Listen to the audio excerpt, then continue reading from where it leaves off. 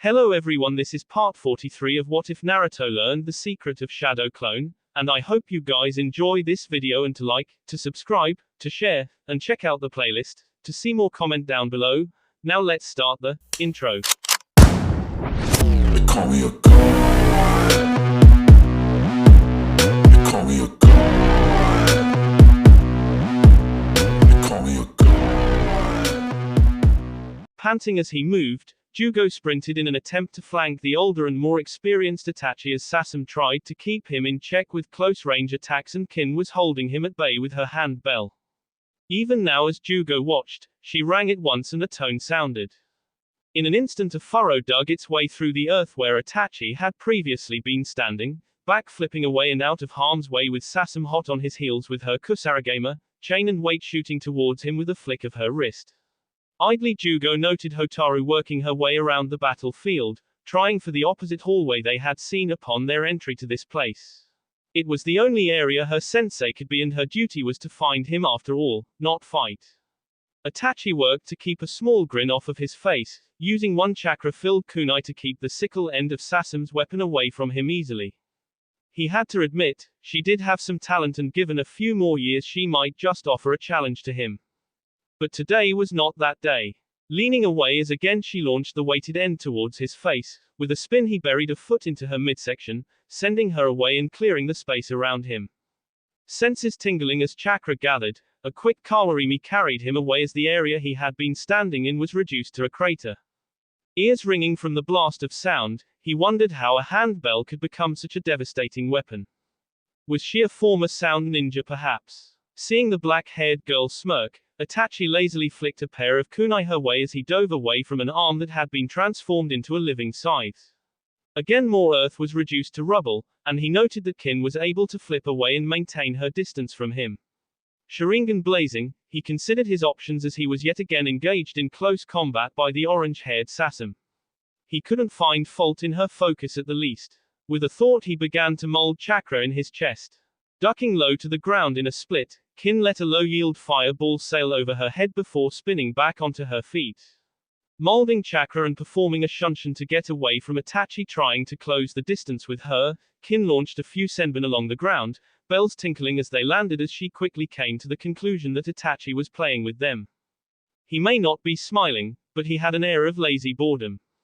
Molding chakra through her bell and mixing in wind nature chakra, she again launched another supersonic sound wave in his direction. She watched as he flipped away with ease, before another fireball was sent towards Sasam, who was forced to abort her attack in order to escape. Jugo had no such problem this time, skin dark brown and thick, he powered through the fireball to engage Itachi with heavy hammer-like hands. Massive blows cracked and cratered the ground, but the agile Uchiha weaved and dodged around them with all the ease and finesse of a dancer. A short sequence of hand seals and Itachi palmed a hand on the ground, a wall of earth rising up to slam into Jugo's gut and launching him into the air to give Itachi room to move. With some breathing space, several shuriken were launched Sasam's way, forcing her back to dodge and weave to avoid the unpredictable storm of weapons. Kin waved her bell again with a ringing tone, sound wave dispersing the weapons, before launching more senbon towards the nuke nin who was now looking her way. A kunai flashed up, knocking away her weapons before being launched her way in return even faster. A kawarimi with a rock saved her, but frustration began to fill her being. Were the three of them really no match for the Uchiha murderer? Completing a final evasion and landing next to Kin, Sasam was frowning as she brought up her weapon into a defensive stance. He just might be out of our league. It felt like she was getting tossed around like a rank amateur. Kin began to increase her handbell tempo, going for more low-powered sound blasts instead of the massive area-destroying type. You worry too much. Building up sound waves and amplifying them in a cone in front of her, she finally captured Itachi in a resonating space, the ground beginning to crack and break around him. Smirking as Jugo landed next to her, she began to pour on the chakra as her bell chimed nearly constantly now, see now. Winking at Sasam, she turned to focus on Itachi, you're stuck here Uchiha. You better give up before I rattle your organs into mush. Bell now almost a constant ringing, she worried that her chakra might not hold out for the full duration of her attack. Stuck in the cone of sound-based destruction, Itachi finally smirked as he looked at them. cloak whipping about him and hands coming up slowly with some struggle. There was suddenly kunai in each hand before in a blink he was between them. A roundhouse kick caught Kin full in the chest, folding the young woman and sending her away to immediately halt her attack. Before her body even had a chance to return to the earth, Itachi was already turning to attend to Sasam. Remember, you brought this on yourselves. He was forced to dodge around several enraged attacks from the orange-haired girl, alternating between a furious dance with her chain and heavy slices from the kama. Quirking an eyebrow as the girl still couldn't seem to get the hint that close range with an Uchiha was a bad idea, he finally let her overextend an attack, tripping her up and weaving around to her back. Almost delicately but faster than most could follow, he drove a kunai into her shoulder to the hilt. Watching her drop like a stone as her weapon dropped from slack fingers, Itachi considered actually finishing her off but decided against it. Instead, with a kick he picked up her body and held her in front of himself and against his body, a single eye focused on the enraged Jugo who had transformed again into a hulking mass of muscle. Keep it up, and I'll snap her neck. Watching Jugo freeze and maintaining a line of sight with the downed Kin, Itachi nodded once as he felt the woman in his grip tremble. Now then, since you're so set on continuing this, I have questions for you. You're in no place to refuse. Waiting and seeing Jugo nod once, body visibly trembling, Itachi hides another pleased grin. Are you really here on your own, or did Naruto send you? Jugo shook his head, watching Sasam's blood drip on the ground. Naruto did not send us. Will he come if you leave? He does not know you are here, so that's unlikely. Itachi thought about that one. Even if Naruto did find out his location, by then he would most likely be long gone. Do you know, has Sasuke rejoined Naruto in Azushio finally? Sasuke was closest with Naruto after all, it was only a matter of time before he left the leaf. Jugo shook his head, he has not done so yet. At least, not when we left on our mission a few weeks ago. Another hum leaving his throat as he traced a kunai along Sasam's throat, Itachi considered again if he should just end them. Truly such folly. Attacking a foe so much stronger than yourselves, and for what? I am no threat to you after all, nor your country, at least not yet. Grunting in his grip, Sasam can feel a trickle of blood beginning to form from his kunai digging into her neck a bit. I promise, we're just full of surprises. A thin chakra string still connected to her kusarigama. With a twitch of her fingers the weighted end is sent towards his head. He evades and then deflects it easily though he is forced to let her go in the process. Watching her turn in an attempt to continue her attack as Jugo roared his way, he stepped in to drive a front kick into her chest. Feeling ribs crack and maybe break as he sent her tumbling away to land in a heap, he was put into a backwards evasion as Jugo went full force into attacking him head on. Arms changing on the fly, Itachi marveled at just how many forms they could take. One moment, two giant arm blades, the next a pair of clubs and a third saw one arm become a shelled shield that blocked a kunai from him while the other became a spear in an attempt to impale him. And yet, for all the forms and ferocity Itachi still had no problems weaving and dodging around all of Jugo's attacks while looking no more pressed than if he was out for a jog. You can see this is futile, yes. Itachi leapt as a heavily muscled leg drove down into the ground he had been standing on, a wide crater forming before Jugo launched himself even faster after him. Surely you all see this. You can't kill me. Hurting me is off the table even. Getting no comment from the enraged teen, Itachi leveled a bored look his way. Perhaps I am being unkind. What kind of mental state must you be in after seeing two people so obviously important to you nearly killed? Ducking as another spear raced by over his head, Itachi put much more force and chakra into his next strike. A rising kick buried itself into Jugo's chest, this time absolutely feeling ribs shatter before his body is sent to crash into the far wall in a shower of dust and rock. Sighing and taking up a lazy stance, Itachi considered the field before him. The leader was now down, body returning to normal as he groaned and collapsed to the ground. The orange-haired girl was dragging herself towards him. What she hoped to accomplish was a mystery to Itachi, and the blonde looked like she fled. Best option for her really, and easily showed herself to be smartest of the group. The black-haired girl, the support, was just now struggling to her feet, breath labored and legs shaking as around them bells tinkled and chimed. I see. You just aren't going to get it. That's fine. Let me drive the point home.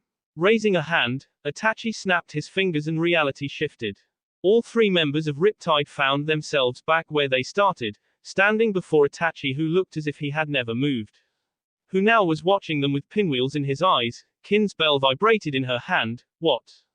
Sasam's eyes were wide. The whole fight. Everything we did. Itachi nods. Was nothing. The moment you made eye contact with me was the moment I trapped you. Around them the world shifts again, color bleeding away into grays and whites. In here, you have no hope. In here, there's no one coming to save you.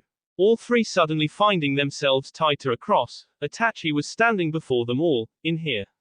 I'm God. And though I have no need of you, you could be useful bait for who I really want. One Itachi for each of them. They all had a black rod pointed towards their hearts. The only question is, do I need all of you alive? Chuckling and still feeling a connection with her chakra, Kin maintained eye contact with Itachi. Kami, you really are a worthy one, aren't ya? The Itachi in front of her gently rests the black spear above her chest. Itachi frowned as he looked up to her. What's so funny, girl? Tell me, what's the last thing you remember hearing? Grinning as a bell tolls high above them, Kin gives him the finger, suddenly not tied down like the others. Genjutsu is most effective by either the eyes or the ears, two senses tied directly to the brain. Consider, sound waves too low in decibel to be noticed. Around them, the Tsukuyomi begins to crack and Itachi's eyes begin to widen in surprise. This wasn't about winning. This was about stalling, asshole. Watching the technique fail, the inverted world shattering around him, Itachi's eyes opened to an empty cave.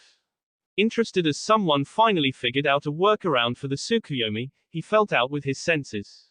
There certainly wasn't any chakra in the area anymore, so the team was long gone. Turning and sprinting towards the holding cells, racing down dark hallways and empty rooms, there is a sense of agitation as he sees in fact that they made off with the Jinchuriki. Well, now they had his interest. But in the meantime, this body no longer had any use for him. Taking out a kunai and turning it on himself, with a thought he drove it into his neck to the hilt. Gurgling blood and dropping to the ground, Itachi blinked and was no longer in that dark and useless cave. Blinking again and coming out of his meditative trance, Itachi considered the false body technique such a useful tool.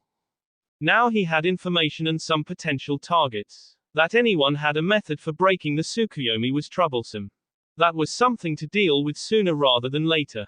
Standing with a groan and stretching, he did have to hand it to them. The Azushio ninja was smarter than he gave them credit for. Now, however, it was time for him to go. With this last mission, Akatsuki was functionally a dead end for him now. Which meant he had one last self-imposed mission for himself. It was time to hunt down Sasuke. Sprinting away with all the speed of a team who knew their worst nightmare was right on their heels, a worn-out Riptide team carried the frantic Hotaru and the weak Utakata as they made their escape. Low on chakra but alive, they gave thanks to Kin's carefully executed backup plan. Kin coughs up blood as they run through the trees, body not used to forcing so much chakra through one technique. She was mentally happy though, now able to say she outsmarted an Uchiha with genjutsu.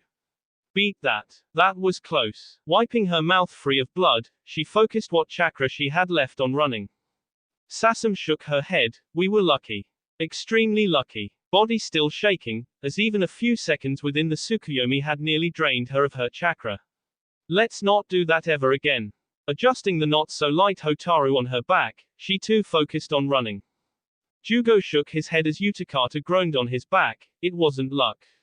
Seeing Kin and Sasam look his way as they jumped through the trees, Jugo nodded once. For someone as skilled as Itachi Uchiha, that we got away was because he let us.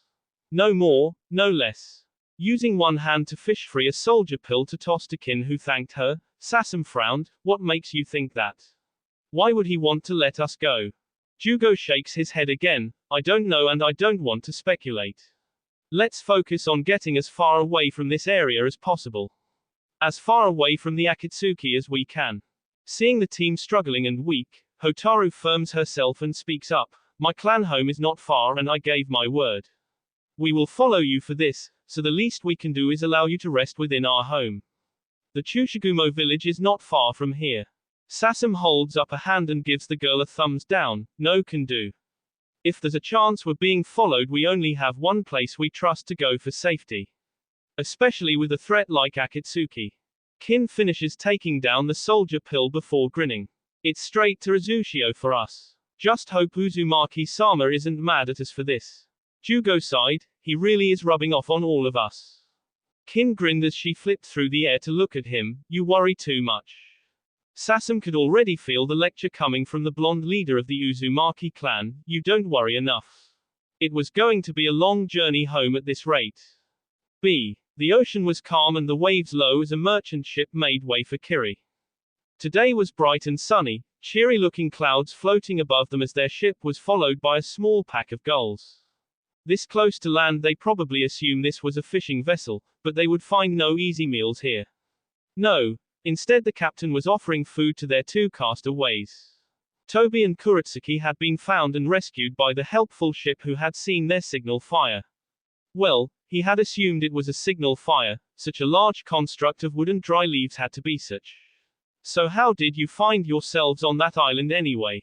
You're nearly at the northern edge of Azushio waters. Tobi sighed as he considered that the only reason they had been saved was because Kurotsuchi burned down their only shelter. What incredible luck, really. It's a really long and somehow impossible story. But thank you all that same. Not even having the energy to keep up his playful persona, he was happy to finally be back on track. Hopefully he would be rid of this infuriating woman soon and maybe he wasn't too far behind in capturing the Sanbi. You said you're on the way to Kiri, correct? Yes, with the borders open again it is a very good time to be a trader in these waters. Of course, here the captain, a fairly round and bearded man of average looks, grinned. Rumor has it that it's thanks to Azushio for Kiri changing its ways.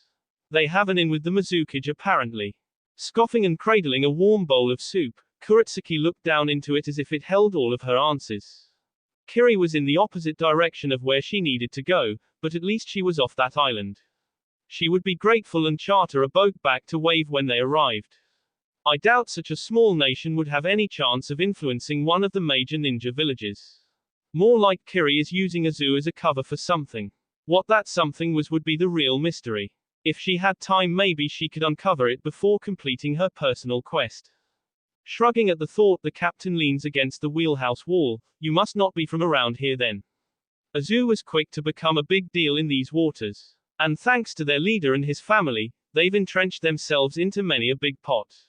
Men and women like me are trying to get a hand in while we can. This perks up Tobi's interests. Their leader, do you know who it is? Tobi hadn't been paying much attention to the nation of Kushina's dead clan. It was doubtful enough of them had survived to pull off a feat like this. Well, a lot of it is rumor and second-hand of course. It is a ninja city and anyone not of Azushio are hard-pressed to get any concrete information out of them. But word is that the Uzumaki are rebuilding, and doing it fast.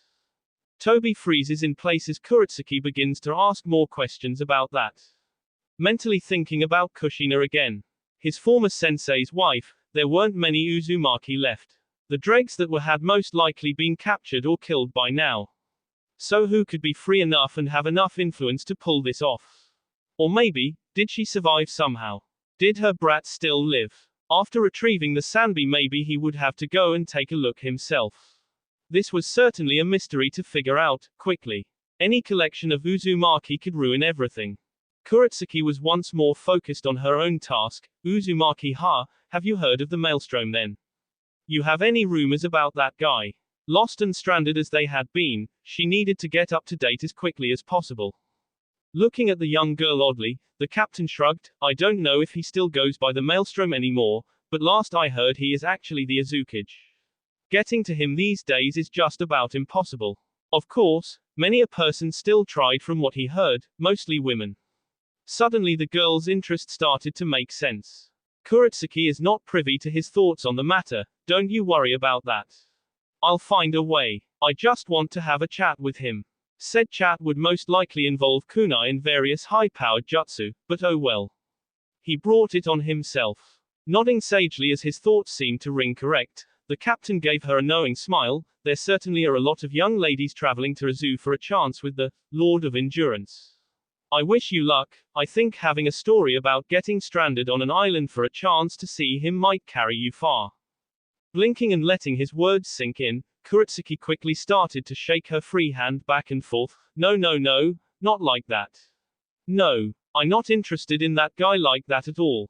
She couldn't come out and say she wanted to kill him. I have much higher standards. There's no way. Ignoring the protesting going on behind him as he walked away to enjoy the ocean waves going by, Tobi sighed and leaned against the railing of the modest ship. Empty bowl hanging from one hand, Tobi mentally plans while hoping the woman with cursed luck didn't set him back too much. He had a schedule to keep now. Naruto wanted to say traveling with his team was just as amazing as it was when they first formed up. Team 7 was back together and ready to raise some hell. However, he now had to include his not quite human sister and her girlfriend. While Fu was a bundle of energy and easy to get along with, Naruto was her own collection of issues. Said girl was jumping through the trees with them, nestled nicely between Sasuke and Sakura as Naruto and Fu led the way. Still a no-go on some fun time. Sakura really wished she could toss the girl into low orbit. Once again, no. I'm not sharing Sasuke with anyone else. Amaru was a special case. That was more than enough. Naruto leaned in a bit closer to her. What if I was more interested in you instead? Seeing the pinkett blush and edge away, Naruto scored a point for herself. Fu certainly can vouch for my talents. Rolling his eyes as he could hear what sounded like a battle going on ahead, Naruto looked back to his friends. Knock it off, Naruto, we have work to do. Or, you're no fun. Catching up and bounding through the trees next to Fu, Naruto gave her brother the finger. You can't say you haven't considered it. I can say, absolutely with 100% certainty that I have not thought about banging my best friends. Naruto sighed and shook himself, focusing instead on the noise they all could now hear ahead. We don't have a lot of details right now, but we should be coming up on the shrine holding Shien and her people. Sasuke nods, coming up to just behind Naruto's right shoulder. If she dies, I'm pretty sure we can consider that a mission failure. Smirking as they broke the tree cover to find a large compound designed much like a daimyo's mansion under attack by what looked like a detachment from a local army, Sasuke begins to pull his sword free. This looks fun. Naruto nods. Naruto, Fu, take on the army and help where you can. We're going to find Shien. Fu cheered and formed her wings with her Bijuu's help. On it, clasping hands with a grinning Naruto as Naruto and the others raced away and went up and over the defensive wall. Up into the air Fu went, now within distance to see that the attackers weren't alive at all, but instead stone golem of some sort. Naruto was already frowning about that, a finger to her chin. They don't look as advanced as the golem Karen and Honoka can make, but there sure are a lot of them. And the chakra is weird. Something within Naruto was pulsing, resonating with the chakra in the air. That small part of her she had started to ignore, the part that screamed and raged that she should be able to generate chakra, was suddenly awake and curious. Let's put him down quickly and get back to the others. Unsealing several smaller bomb scrolls, Naruto was ready to fight. Fu noticed this and nodded, winding up and tossing the long-haired blonde forward. Give Helena-chan.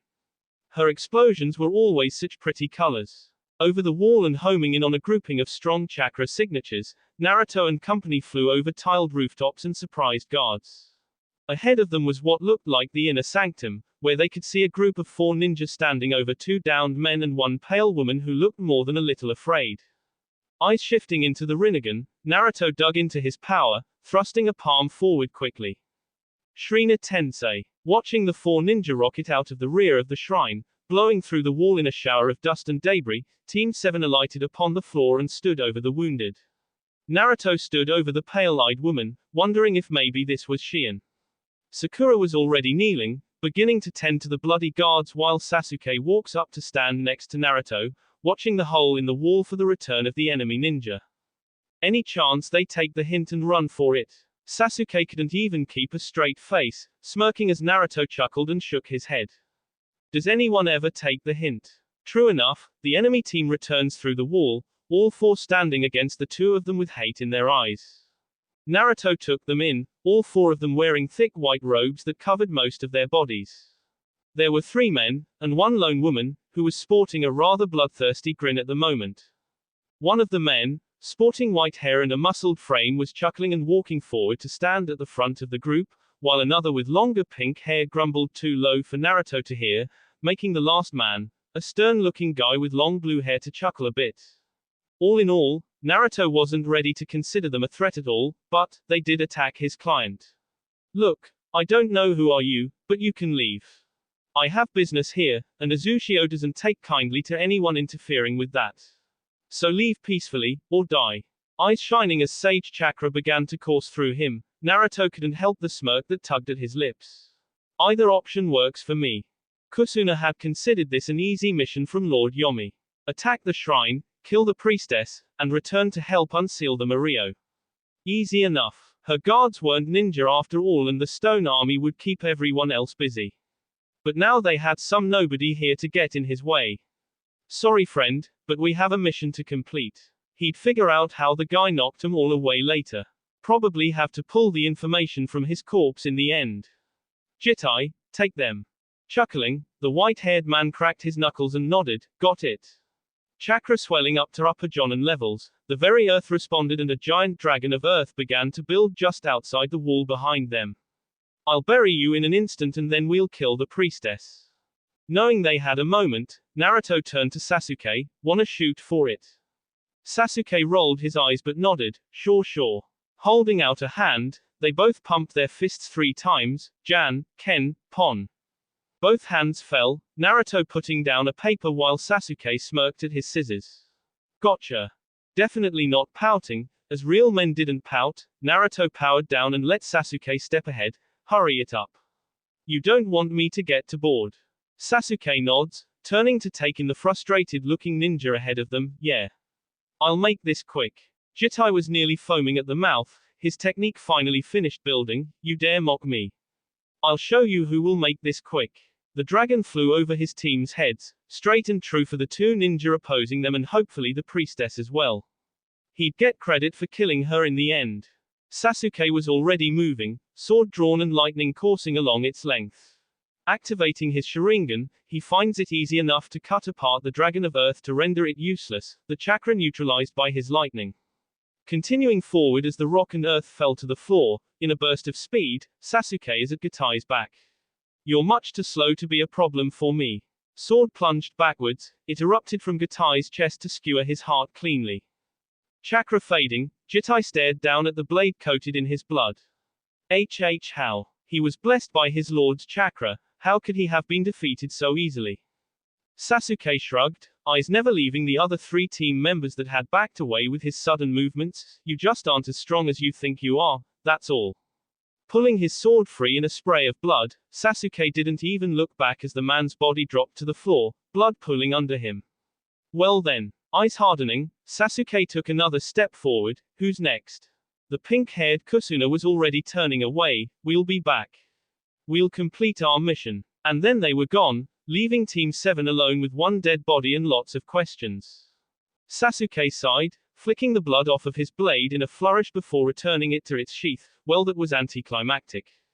Naruto nods, tracking their chakra with his eyes before letting his Rinnegan fade back into his normal blue. It's fine, things never are this easy and they'll be back. Turning to the woman staring up at him with something close to awe, Naruto grinned and held out a hand. Naruto Uzumaki, I take it you're Shion. Hand gently grasping her own and helping her to her feet, Naruto missed her blush as he turned to Sakura. Need any help over there, Sakura? Nope. Almost done here. Sakura ran green hands over the downed body of a brown-haired man wearing glasses. He groaned, but was conscious at least. You okay? What's your name? Taruho, and yes, thank you. If not for you I would be in grave danger. Or worse. Taruho sat up slowly, grunting as he took in the scene around them. You came at the perfect time. Naruto nods as Shion gets to her feet, dusting her off lightly before turning to address the others. It's what we do. Sasuke could already see the gears turning in the priestess's head and sighed. All is right with the world again, I'm safe. Naruto gave him an odd look. What was that, Sasuke? Nothing. Shion took a step back before bowing deeply to Naruto, gaining everyone's attention. Thank you, Lord Uzumaki, for coming so quickly. The world is in grave danger and your assistance is greatly needed. Sakura could already feel the headache coming. Remember what I said about once-in-a-lifetime events? Naruto chuckled and scratched his cheek. Yeah, well, it's us. It's you. Naruto turned to Shion. Your letter said you needed some help. Was this it? Some ninja out for your life? Shion shook her head. No. They are a minor worry. The real concern is a shrine I must reach in the land of swamps. I need you to escort me there. The pale-eyed woman wearing lavender priestess robes looked left and then right, before raising her eyebrows. I believe there was another I requested as well. Your sister correct. Arriving as if summoned, Fu and Naruto burst through the open doorway to slide and stop just behind the others, Fu pumping a fist in the air.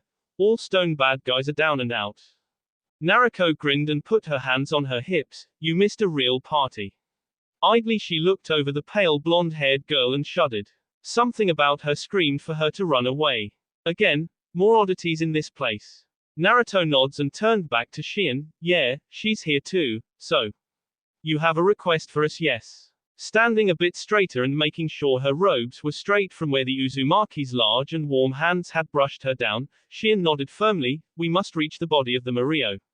Someone is attempting to unseal it, and if they do, it could plunge the world into thousands of years of darkness. My duty is to prevent that, but I must reach the shrine. I am no ninja, neither are my guards really, so I need your escort.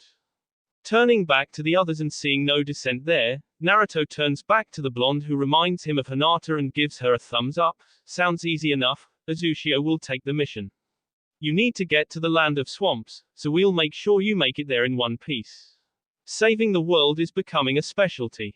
Her attackers seemed like pushovers anyway, so the most they would probably have to worry about is some ancient demon. Don't belittle the threat before you meet it. Kurama's voice piped up and Naruto nodded mentally. No worries, I'll shove a version 2 or a dozen down its throat if need be. Atta boy. Sasuke turned back to Sakura, who was now healing a different guard, a more portly man. Did he just jinx us? Sakura scoffed. He is a jinx, he does it just by existing. I can hear you both, you know. Naruto turned to Fu, both watching the team banter back and forth. Should we join in? Do you want to start a fight right now? Fu watched Naruto really consider the option before he lightly poked the woman in the ribs. No. Bad Naruto. But Fu, Naruto did not whine. No, she did not. No buts, no fighting while on mission. Lame. Naruto snorted as Taruho showed him a map and a potential route they could take. Listen to your better half, Naruto. I will cut you. You will try. B. Most of a day's worth of travel over with, Naruto and group found themselves making camp for the night within a cleared space within a hollow of trees.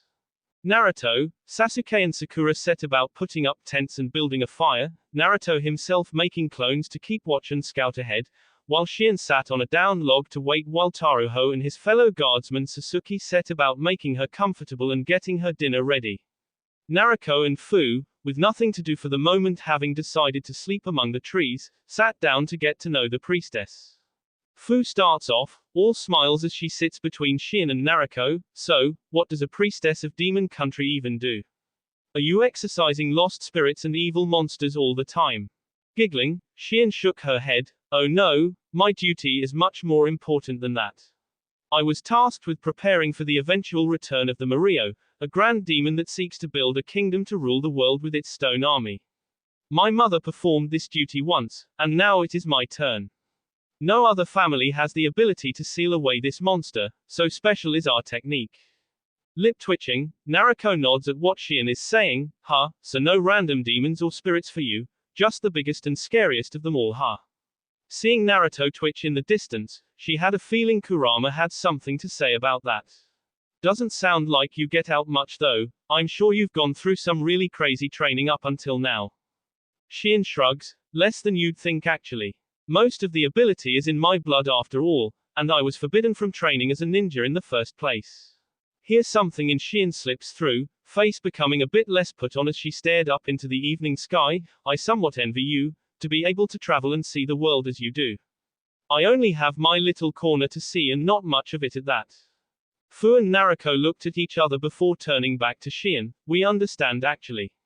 Fu pointed to herself as Shien turned her eyes to her. I actually had never left my village until I joined up with Naruto and Azushio.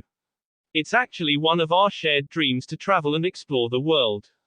To see everything that it has to offer. Shien watched them, seeing the odd-feeling Naruto nod brought her some comfort. Well, I'm sure you'll be able to achieve that dream one day. Her vision played before her eyes again, twin blondes racing ahead, a giant multi-headed dragon roaring into the sky, and then nothing. Dreams are to be cherished. Having set up his team's tent and stretching his back, Naruto grinned at the three. Everyone should have the freedom to explore and live as they please. If you wanna see the world, you should. Don't let anyone stop you. Shion nods again. You are correct. Life is worth living. Fu nods. Yeah, you get it. Giggling as she decided this Shion girl was friendly if just a bit quiet, Fu wanted to be friends with her. Don't you worry, we'll get you to the shrine just like Uzumaki-sama said. Shion nods. Oh, I know you will. It is your duty after all and something worthy of great praise. Taruho knelt down next to her, offering her a bowl of warm rice with several slices of thick tuna on top. Here, Shion-sama, you must eat. You have a great duty to attend to soon and must keep your energy up. Taruho had a feeling that while her mood had been better recently, not all habits would change right away. The look in her eye had him worried as well as he waited for her judgment. That is correct. Shion eyed the food for a moment as if to inspect it before casually tossing it away into the dirt. You know better, Taruho. Do it again, it's not good enough. She shrugged at the wide-eyed looks from Fu and Naruto. Servants, they always seem to need their betters' instruction, don't they? Fu couldn't believe what she just saw. Did this cute and friendly girl just toss away perfectly good food? Who did that? Maybe she wasn't as good as Fu thought she was. Next to her, Naruto mentally was agreeing with her, writing off Shion as now someone to avoid. To not only belittle her guard but to also toss out perfectly good food that was made for her. Nope. Spoiled brat could get tossed on a bed of spikes later. Having witnessed everything and walking over, Naruto quietly knelt to pick up the bowl and carefully scoop up as much of the food back into it with great care as everyone else watched on. You know, sometimes we focus on the great things we have to do, that we forget the little things that are also just as important. Gently wiping away some of the dirt from the fish and placing it bowl and all next to Shion, Naruto stared hard into her eyes. As a leader, your duty isn't to lord that fact over others' heads. You are to offer a strong face in times of uncertainty, to bring clear direction in times of crisis. Naruto looked down at the bowl before standing slowly. Stepping on the efforts of your people or tossing them away just because only makes you look less like a leader, and more like a child. Shion leans back, eyes not leaving the bright blue of Naruto's. You don't understand just how important I really am. People have sacrificed themselves for me to make it this far. Given their lives so that I could live. That is my importance. You're right in that I don't know you or understand.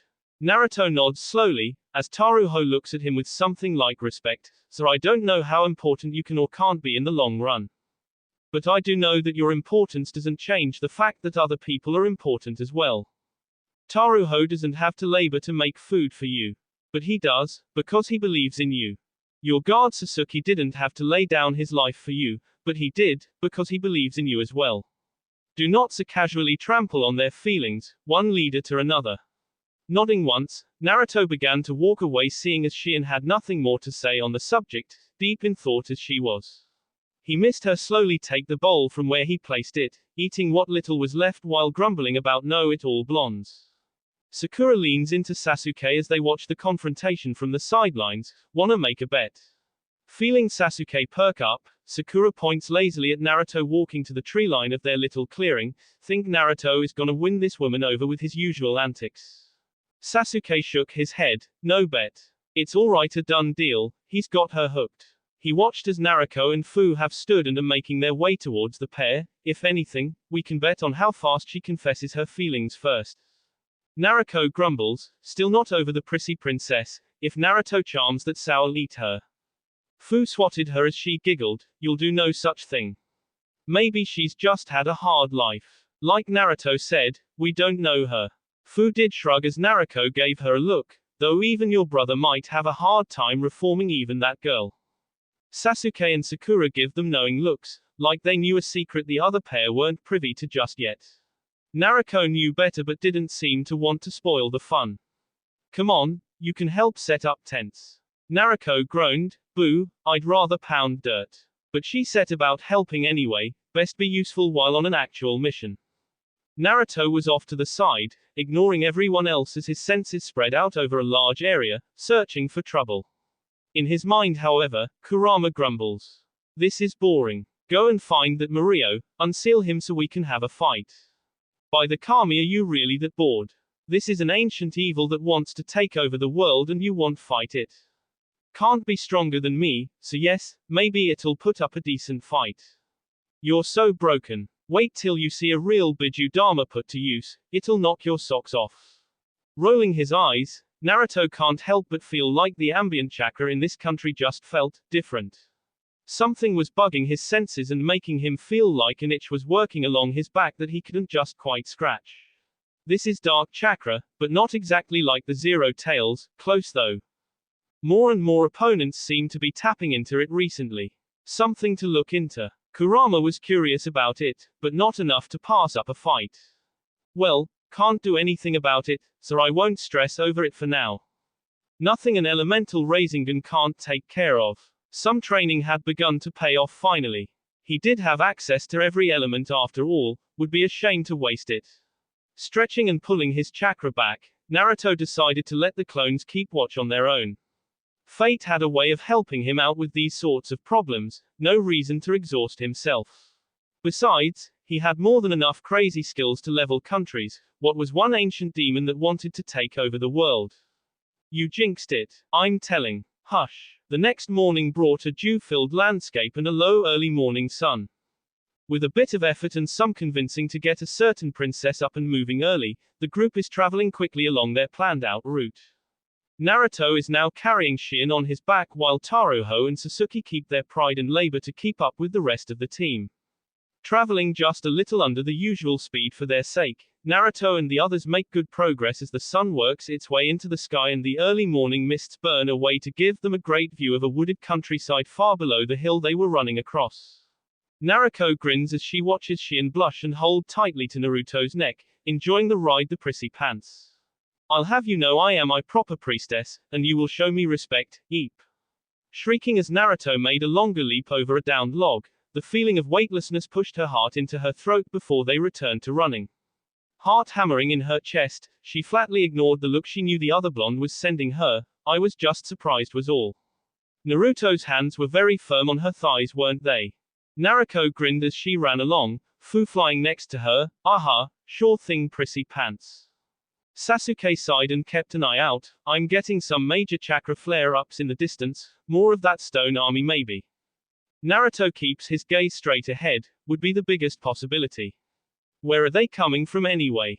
Shien considered that problem, having heard news that the shrine holding Mario's soul had been ransacked. Someone has the soul of the Mario, so most likely they are using it to bring forth the terracotta army. Naruto nods, and the final piece, some despot who wants to take over the world, it all makes sense. Sakura grumbled from next to Sasuke, it all made sense the second you started charming the princess. What was that, Sakura? Don't you mind Naruto, just keep from blowing up anything important. No promises. Chuckling and feeling a dagger-like gaze on his back, his senses went haywire, heads up. Jumping as high as he can, the team is scattered as a monumental water technique crushes into the ground between them all, scattering them. Naruto has already shifted into the Rinnegan, but with his hands full he considered his options.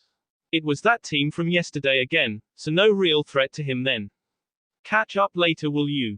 I'm gonna take the princess ahead. Saluting the others, Naruto does just that, landing softly on the ground for a moment before racing away faster than any of their opponents can hope to keep up. Sakura and Sasuke pair up, standing before the assembled three attackers before turning back to Naruto, Sasuke speaking up first, we don't all need to be here, go and catch up with him. He's the only one who can top off your chakra after all. And re-summon her if the worst happens. Naruto nods, turning and pecking Fu on the cheek, you better not fall to these weaklings. Fu winks at her, don't worry, you're the only one I'll fall for. Taking Naruto's hand, Fu gathers wind around them before spinning and tossing the other girl in Naruto's direction, again faster than any of their attackers can hope to prevent. This allowed the mint-haired girl to relax and focus on him. I hope you put up something of a fight though, you're separating me from my girlfriend after all. Taruho and Sasuke looked at each other, before Taruho hooked a thumb over his shoulder, catch up with Shien-sama. Sasuke nods quickly, yup, let's beat it. And they ran. Sakura begins to crack her knuckles, already singling out the other medic on the team and already irritated that he had pink hair just like her. No offense, but I feel like cracking your skull open. Kusuna turned to Setsuna and Shizuku, fight smart and take them down quickly. We have to catch up with the priestess. Watching them both nod before jumping away, they each are pursued by one of the other team, leaving him alone with the pink-haired girl who he focuses on. No offense taken, the feeling is mutual. Producing scalpels from his pouch, a grin spread on his face. Please, bleed for me. Sakura is already jumping forward, chakra gathered in a deceptively dainty fist. Don't worry, I've got plenty of something for you. Bringing it down, Sakura releases the pent-up energy, area cratering in a wide 10-meter diameter and dropping the ground level several meters. Kusuna only just manages to jump away, tossing scalpels in an attempt to kill Sakura quickly. She weaves through them, pursuing him easily. My future husband has better aim than that. Smirking, Kusuna gives a fake look of shock as they dodge and weave around each other. You. Getting married? I almost mistook you for a man, with such mannish hips and all. Ducking under and wild swing, he's unable to follow up before a lightning-fast knee rises to meet him. He blocks it and lets the momentum carry him away to backflip to safety, but his hands are rattled and he does have to acknowledge that she has a lot of power in that small frame. Sakura, however, has a tick mark growing on her forehead. Say that again. I'll drive you into the ground like a stake. Oh ho, so she was sensitive about her femininity, was she? Perfect. Kusuna's smirk widened even more. I know some children with a larger bust than you. Maybe your husband has certain tastes that need to be looked into. Blinking, he isn't ready for the face full of angry pink woman that was suddenly before him. And chakra-coated fist buried itself into his gut. Even he could feel something or several somethings rupture inside of him. Body folding over her arm and losing grip of his weapons, Kusuna is launched away at speed, body crashing through several thin trees before coming to rest in a heap. Body numb and chest shuddering, Kusuna coughed up blood as he could feel his bones grinding and rubbing against each other. How did she move so fast? Walking up to her target with a smirk, Sakura tugged off her gloves and put them back in her pouch. I know I'm the medic and mainly here for support, but my teacher has always held true that we should be able to put on the hurt when necessary. Coming up next to him, she squatted down to look him over. Shattered ribs, spine was most likely broken and both legs were hanging at odd angles. He certainly didn't have much time left. I can put you out of your misery, make it quick. Chuckling with pain, Kusuna looked into her jade-green eyes. Who was your teacher? To be able to put him down in a single hit, truly she was a talented monster. Lady Tsunade, of the Densetsu no Sanin. A legend trains a legend. Of course. Kusuna relaxes completely, accepting whatever came next. While before his mind was full of hopes of supreme power and future greatness, now his journey was already over. So pitiful. Sakura nods and stands, beginning to raise a foot. I'll make it painless. No sense in making him suffer. She needed to meet back up with the others. Further away in a different section of the woods, downed trees and gouged out earth complemented the battlefield of Sasuke and his opponent, the long-haired Setsuna. The man was using high-powered wind-style techniques with abandon, and the usual fire nature Uchiha was considering what he wanted to do with this. Ducking into a roll to allow a new wind blade to travel over him and cut down yet another tree, Sasuke was back on his free and weaving ever closer to the man. I'm going to be done with you quickly at this rate. Don't you have anything else to use? Sure, his techniques were powerful, but it was so one-dimensional. There was no thought here, just overwhelming power. Naruto put more thought into his fights than this. Setsuna was grinning, knowing that he would overwhelm this whelp soon enough. You pretty boys are all the same. I bet you have some cool and flashy move you're just waiting to unleash and use. But I have real power. My lord has gifted us all with the chakra of a god. You can't hope to win against me. A short chain of hand seals and a monstrous gale palm rocketed forward.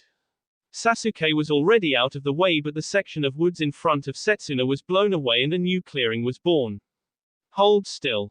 Sasuke shakes his head, sword in hand as he continued to bide his time. I wonder how long you can keep this up.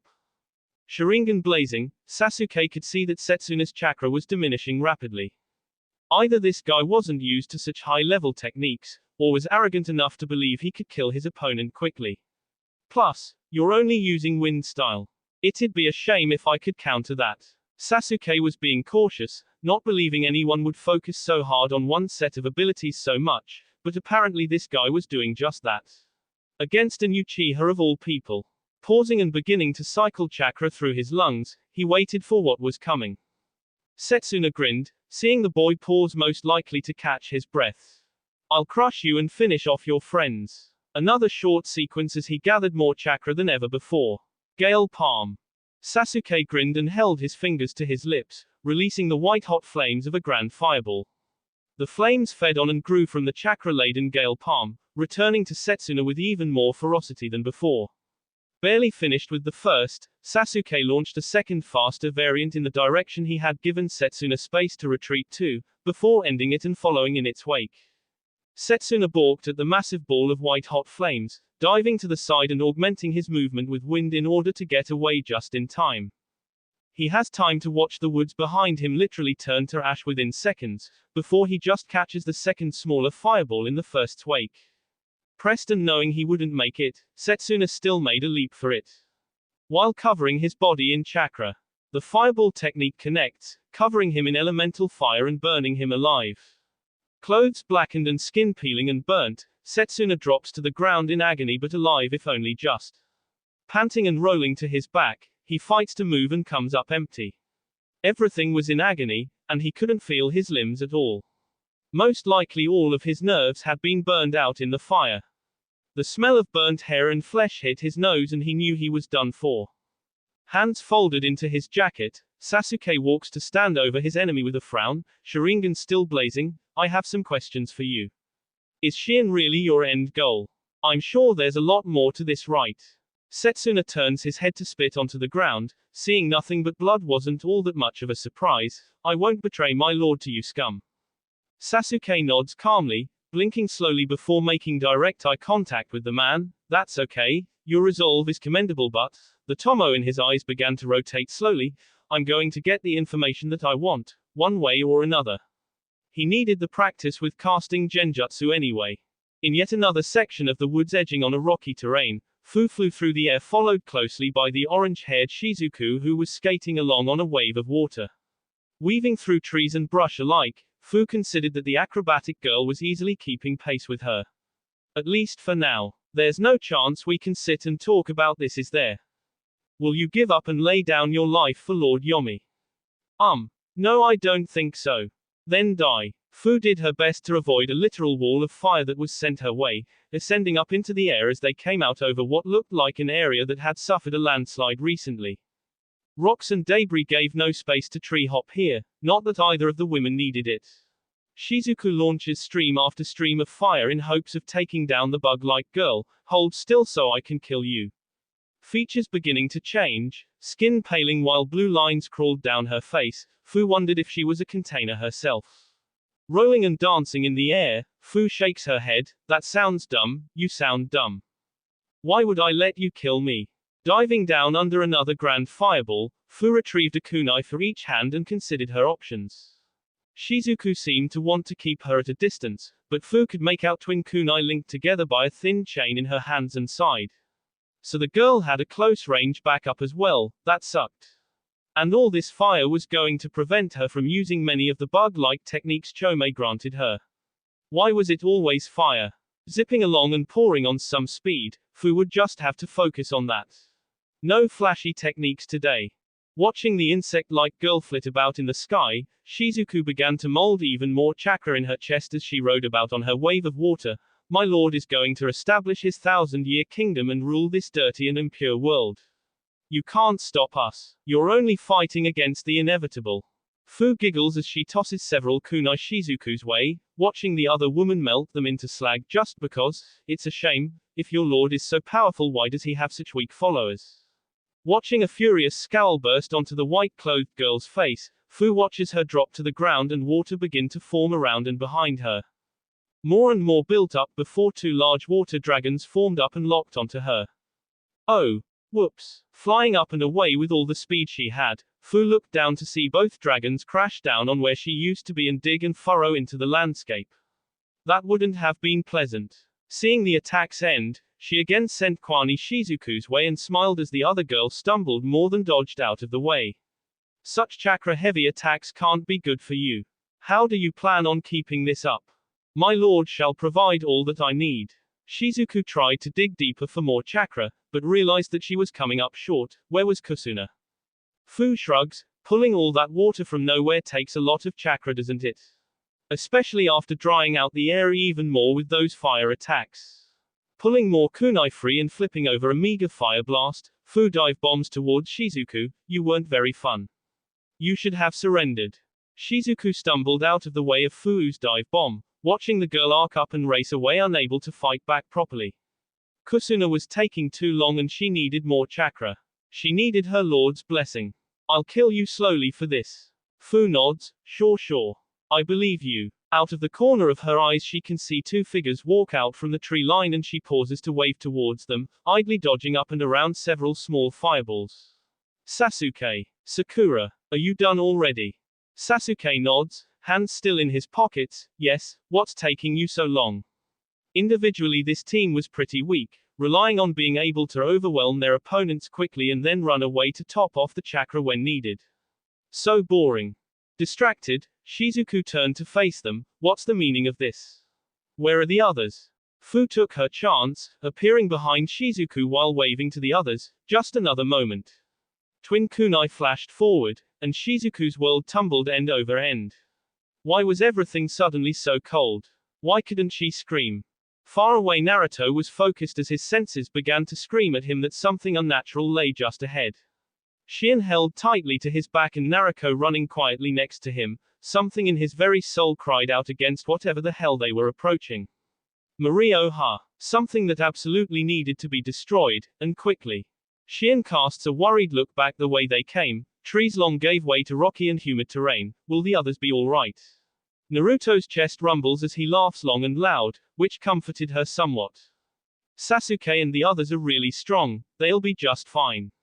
Fu was a Jinchuriki as well. Worst case scenario she went full Biju on them and that would be that.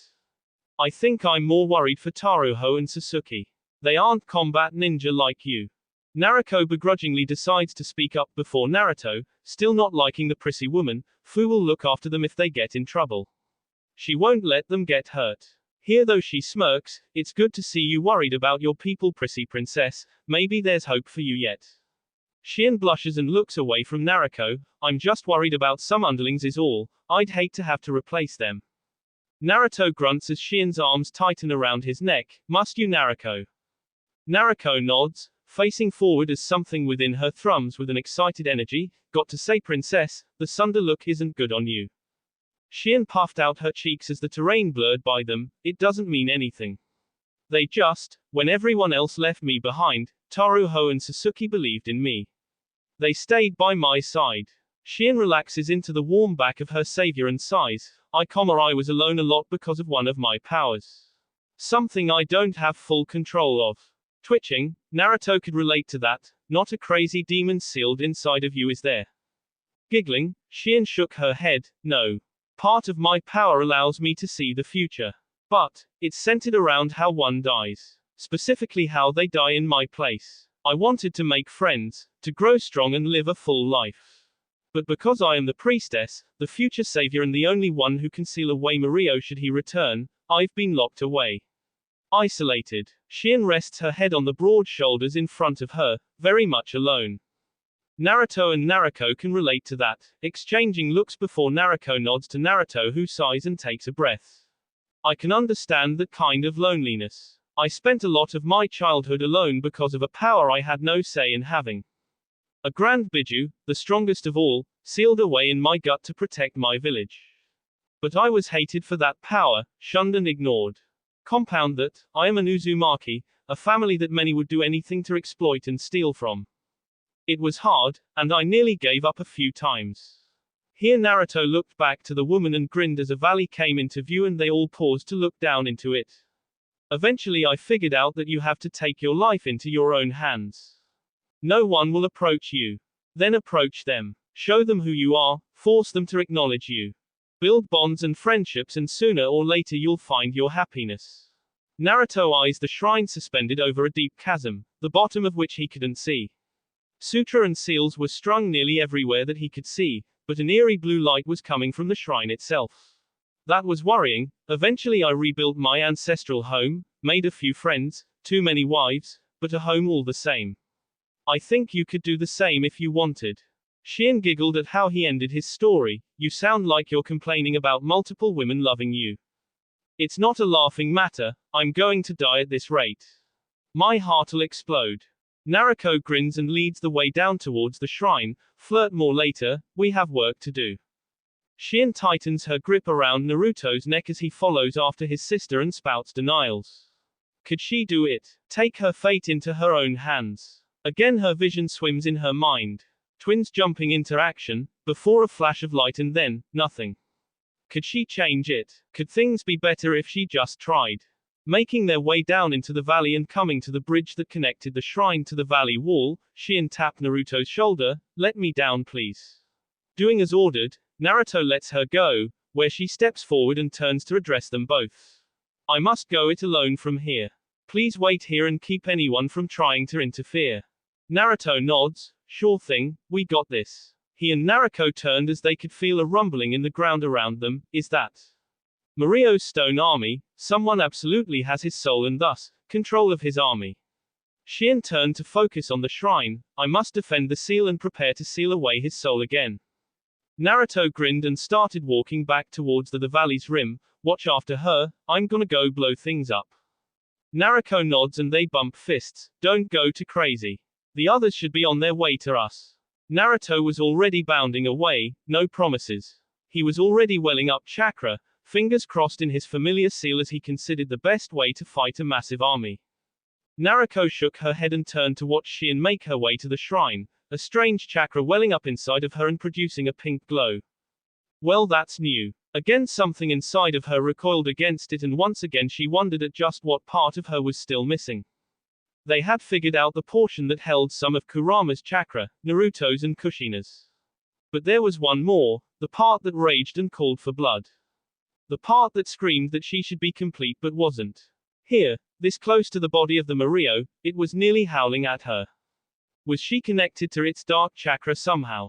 Feeling an explosion of chakra, Naruto turns to look over her shoulder and takes in the literal legion of Naruto's flooding over the valley wall. That was one way to deal with a stone army, she supposed. Starting forward, Naruto decided to stick close to Shion just in case. Sure, she said she needs to go it alone, but that nagging feeling was only getting stronger, might as well follow it. Shion stood before the doors of the shrine, confused at the slightly open doors and the torn seals. Someone was already here, maybe she shouldn't have come alone. A hand dropped to her shoulder and her heart leapt into her throat. Eek.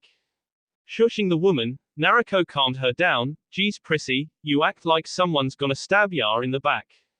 Hand to her chest and feeling her thundering heart, Shion gave Naruto a hard look. You were supposed to stay behind. Naruto shrugs. Yeah well, me and my brother aren't big on listening or doing what we're told. The ground shook and they could see several mushroom clouds rising in the distance. I told him not to go crazy. Shion shook her head, pushing the doors open and walking into the dark interior of the shrine. Just, stay out of the way. The seal I must perform is complicated. Ignoring the strange Uzumaki following behind her, Shion focused on the man standing at the rear of the open shrine, a dark aura surrounding him. This must be the one who stole the Mario's soul. The Mario's soul was sealed away in my home country, in the land of demons, while the body was sealed away here, in the land of swamps. My mother, Miraku, had hoped the division would keep this very scenario from happening. Naruto rubbed at her arm, odd feeling even stronger within this place. So completing the Mario spells the end of the world, does it? Seeing Shion nod and they both come within a dozen meters of the silent man staring up at the mass of glowing blue chakra in front of them, she pointed at him. Friend of yours? Shion shook her head, hands coming forward. Most certainly not. Hands beginning to glow a light pink, she began to concentrate. In front of them, Yomi considered his next task. This was the end of the road for him after all, his duty done. You can't stop me. Turning a dark eye to stare at Shion and the odd blonde next to her, a grin stretched his face. It's already too late. A pink-tinged barrier sprung into life, surrounding the mummified body of the Mario and Yomi together, trapping them inside while Shion began to sweat. It's never too late to see evil fall. And without Mario's soul, you'll just become another part of its flesh. Yomi's body began to bulge, silly priestess, jumping to conclusions so quickly. Who said I don't already have its soul? Body ready to burst, Yomi gloated with wide insane eyes at the surprised pair. I'd gladly sacrifice my life to see our Lord return to this world. Giving thanks to his Lord, Yomi gave up the fight and let Mario's soul rip free. Muahahaha, I'm free. Free. At last, I can complete what I started all those years ago. The deep and booming voice of the dark spirit echoed across the valley, long and sinuous form arching up within the sky inside of the barrier before arching down to slam into the frozen husk of its body. Shion began to sweat, knowing without fail that her barrier would not hold. She wasn't meant to seal away the Mario itself, just a portion of it. This would take more power than she actually had. Straining as the body began to pulse and vibrate within her barrier, Naruto came up to her side. Can I help? Unless you have purifying chakra, I think not. Shion's efforts were already coming up short, cracks beginning to form along her barrier as the body of the Mario began to enlarge and seep corrupted black chakra.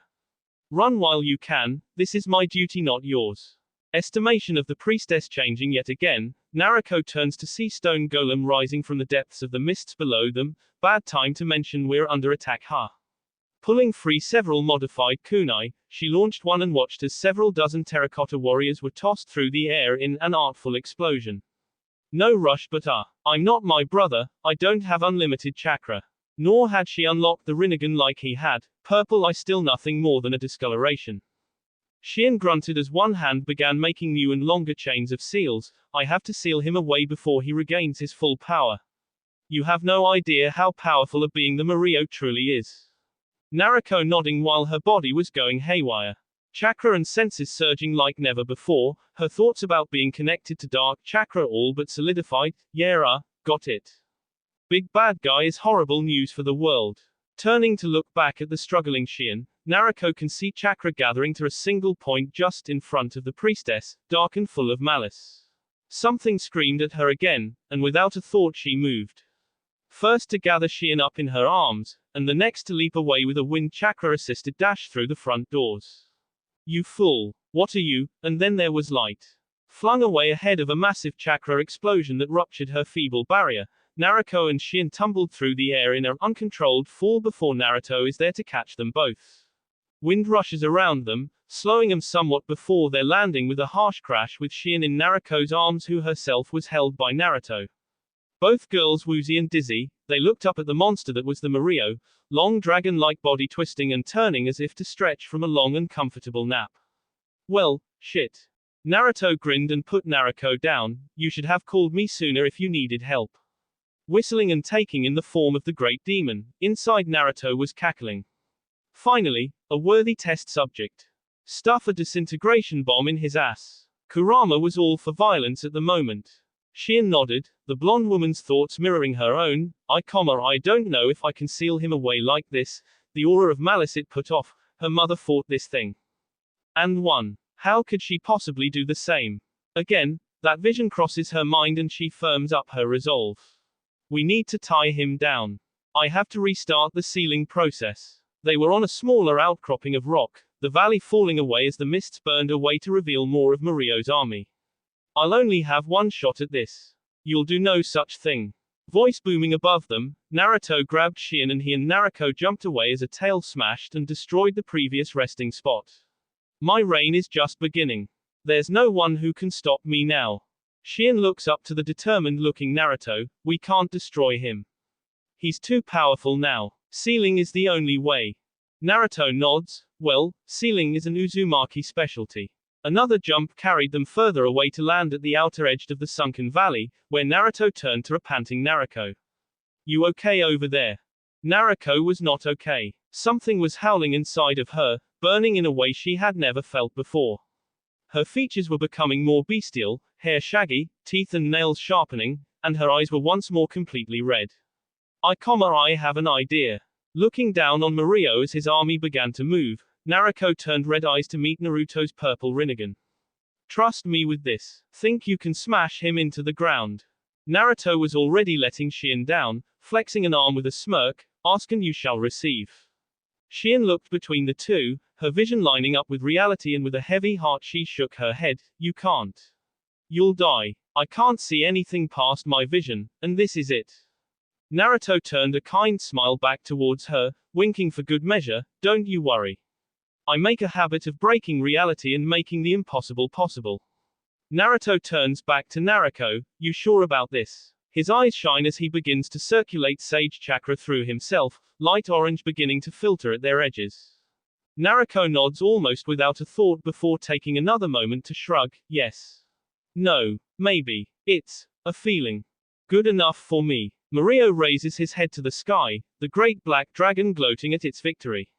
I will plunge this world into 1,000 years of darkness. My kingdom will rise and humanity will fall. Naruto and Naruto nod to each other once, before boosting themselves with wind and jumping as high as they can straight up. Naruto grunts, and looks back to see Shien clamped onto his jacket and holding on with everything she has. You idiot. I won't sit this out. Use my power as well. Pink light began to suffuse them both, and Naruto nodded at Shien's determination. You got it, Shien. Coming just above Mario, whose mouth was opening to gather chakra, Naruto led by holding out both hands and gather as much chakra as he could. Try this on for size asshole. SHINRA. Tensei. Grinning with satisfaction as reality seemed to warp and bend to his will, he watched as Mario was crushed down into the earth, down into the very bedrock. Destroyed army falling down around him, crushed and mangled in an instant, Naruto floated with the assistance of some wind chakra as Naruto continued to fall. Good luck, little sis. Holding on to Shien, whose energy circulated through him, and watched and waited just in case he needed to assist. Naruto was grinning, landing and latching onto Mario's head with something just short of euphoria. This was what she was missing. She could feel it. This chakra. I can eat you. And with a thought, she began to pull at the dark chakra being. Foolish mortal. None can destroy me. Mario could feel, however, that its very essence was bleeding away and rapidly. Naruto could tell the same. Never said I was going to destroy you. I'm an Uzumaki. The final piece she needed finally settled into place, and she was just that much more complete. Black chakra chains erupted from her back, beginning to wind and trap his body. I'm going to seal you in the perfect container. As more and more of the Mario entered her very core dished out chakra, her chakra. Not Naruto's or their mother's. Hers. No one has survived sealing me like this. Mario finally worked himself free from the earth, but his body was sluggish, weakening. How had she already taken so much from him? Shaking his head in an attempt to throw her off, another pressure from the boy sent him crushed back down into the earth. You're only giving me the chance to devour your soul. Shaking her head, Naruto reached for something even deeper within him. That's a chance I'm willing to take if it means I'll finally be whole. Eyes changing from the bright demonic red to a deep but clear violet, Naruto pulls and even his flesh begins to meld with her body. Hope you like your new accommodations. With a deep breath and a blink, suddenly she isn't in the valley anymore. Deep within herself, her mindscape that had before been such an empty place, now wreathed the chained and bound Mario. Watching the enraged demon thrash and try to escape, she finally understood what she was missing. Yes, she needed a real body, but her chakra one was modeled after Naruto. And what did Naruto have that she didn't? Right, a giant chakra construct with massive chakra reserves. Her body had been siphoning off chakra to maintain this empty space for nothing. Until now. What is this? You whelp. Release me at once. With a thought, giant bars came crashing down in a circle around Mario, trapping it in place before chains erupted from the floor to further tie it down and lock it in its new prison. Shaking her head and heaving a sigh, Naruto looked Mario in the eye. Listen up. I have no illusions that you'll one day be a good dude and change your ways. So instead, I'm sealing you up nice and tight. I'm your jailer now. I use your chakra how I see fit, and one day you'll pass on to the spirit realm with me when I die. Naruto struck a pose and winked, but don't you worry. I'll use your body all I want in the meantime. This child sought to degrade him so. This was blasphemy. The injustice of it all. I will feast on your entrails. I will rend your soul and bath in your blood and the blood of your loved ones. Wiggling a finger in her ear, Naruto gave him the finger. Yeah. Kami, Kurama wasn't as bad as you back then. I'll pop in for a visit sometime, Mo-chan. Ta-ta. And then she was gone, eyes slowly opening to take in just what she had done. Naruto had been watching from the outside, keeping himself and Shien aloft with wind chakra as the giant body of the Mirio was pulled into Naruto with seeming no end. She had asked him to trust her, so he would, and so far nothing seemed to be happening short of the massive amounts of chakra that was gathering within her. And as the last bits of Mirio disappeared, there was a bright flash of purple light and a wave of energy that decimated what was left of the valley. A quick glance showed Shien safe and sound with her arms around his neck, so he began to lower himself towards the dust cloud. Who would come out? Naruto or Mirio? The answer came quick. A woman's body was hurled from the smoke, tumbling through the air. Seeing the shock of blonde hair, Naruto is already flying towards her, catching the surprisingly heavy Naruto and taking in her form. Her clothes were barely hanging on, but her features had returned to normal, all but her eyes. No Rinnegan here, but they were a bright violet color all the same. She blinked at him quietly for a moment before grinning and giving him a thumbs up. I'm back. Landing and bounding once more, a few more hops carried him to the valley's upper ridge. Setting down the unsteady woman, Naruto raised an eyebrow at what his senses were telling him. Wanna clue me in on what you just did? Letting Shien shimmy down from his back, he noted that not far away the rest of the team was finally catching up, Sasuke and Sakura in the lead. Around them, what was left of the stone army had fallen silent, their eyes dimming with the loss of their master's chakra. Naruto takes a minute, looking down at herself in wonder. Hands clinching into fists and releasing, she lightly bounced on her toes for a moment before twirling in place. I sealed the Mirio. Turning and seeing Fu flying towards her with a wide smile, Naruto holds open her arms and both girls come together in a twirl and a hug. Looking into each other's eyes, Naruto grins, kiss me. Fu blinks but with a shrug does as her girlfriend asks as Sasuke and Sakura come up to stand beside Naruto. Sasuke takes one look at the girls before turning to Naruto himself. I'm not kissing you. Naruto gives him the finger, go kiss your girlfriend then. Shien is waving off the worried forms of Taruho and Sasuke, should we be concerned? Naruto shakes his head, not yet I don't think. Something had changed. It was on the tip of his tongue, just out of reach. Coming up for air, Naruto cheering and wrapped her arms around Fu's waist. Fu giggled before shaking her head, what's gotten into you? Naruto stops herself from blurting out, a giant world-ending demon, and instead pulls away and removes a kunai from one of her pouches. Turning it before anyone can stop her, she runs it over her thumb. Getting shouts from everyone, Naruto grins at the thin line of blood that forms there. It worked. Eyes widening even more, Naruto can feel herself vibrate in place. It worked. I have a body. I'm a real woman now. OOOOHYEAAH. Believe it. Jumping in literal joy, she pulls Fu back in for a tight hug. Turning away and giving the happy girls a moment, Naruto sighs and motions to Shien, welp, guess that's the end of the world-ending demon then huh? Sakura punches him in the arm before leading Sasuke away. I'm repeating myself, but no more once-in-a-lifetime conflicts please. Let's go fight some bandits. Assassinate some nobles somewhere. You know, actual ninja stuff. Watching Sasuke get dragged away, Naruto waves him off. No promises. Turning to Shien who was now in front of him, Naruto bowed his head lightly. What do you say? Mission accomplished. Shien nodded, coming to stand just in front of him. You were correct, Lord Naruto.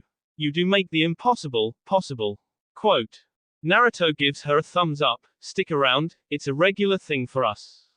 Shien hums at that while Sasuke facepalms behind him, is that a fact? Coming closer and pressing into his side, the priestess smirks, maybe you'll do just that. Without the Mirio to seal away, I suddenly have a lot of free time. Plenty to travel and see the world. Here as she looked up into his widening eyes, Shien pressed closer, perhaps, a certain little corner of yours. Behind them, Sakura sighs and fully turns away to take in the pair of jinchuriki, one of which was new. We shouldn't be surprised, should we? Sasuke wraps an arm around her waist, save the princess, defeat the bad guy, save the world. This was a true and through Naruto mission from start to finish. Leading Naruto away, Shien was all smiles while Taruho and Sasuke began to fret, so. What is the weather like in Azushio? Naruto is still a bit oblivious and answers honestly, well, it's comfortable most days. A little chilly with the sea breeze. Most of the citizens when not working like to get away with wearing beachwear, especially the women. Giggling as they lead the group out of the destroyed valley, Shion nods, I see, I think I'll have to come and visit then. You'll help me pick out some appropriate clothing, yes. And maybe help me with another matter. Seeing Naruto look down at her, Shion looked away with a blush. The mantle of priestess is passed on from mother to daughter. So, I will need some assistance with that. You won't mind, will you? Naruto shakes his head, not at all, I'll help however I can. Blinking and thinking about that for a moment, the light bulb finally goes off in his head. Oh wait. Kurama was already cackling in his head. Sasuke groans, this is exactly how you usually get yourself into trouble. Sakura nods sagely with her arms crossed, I pray for you and what the girls are going to do with you. Giggling and holding his arm tightly in her arms, Shion nods quickly, it's settled then. Let's make haste and return to Azushio. Taruho sighed and leaned against an equally tired Sasuke. I need a vacation. Sasuke nods, rebuilding the shrine without the priestess around is bound to be peaceful. I'll take it. Naruto easily carried the light of Fu in her arms as they walked. She was so ready for the fireworks when they got back home. But for now, she was going to enjoy this new body of hers to the fullest. Starting with a night with her girlfriend. That will be all for this video. Be sure to like, subscribe, share, and comment down below for more videos. Goodbye.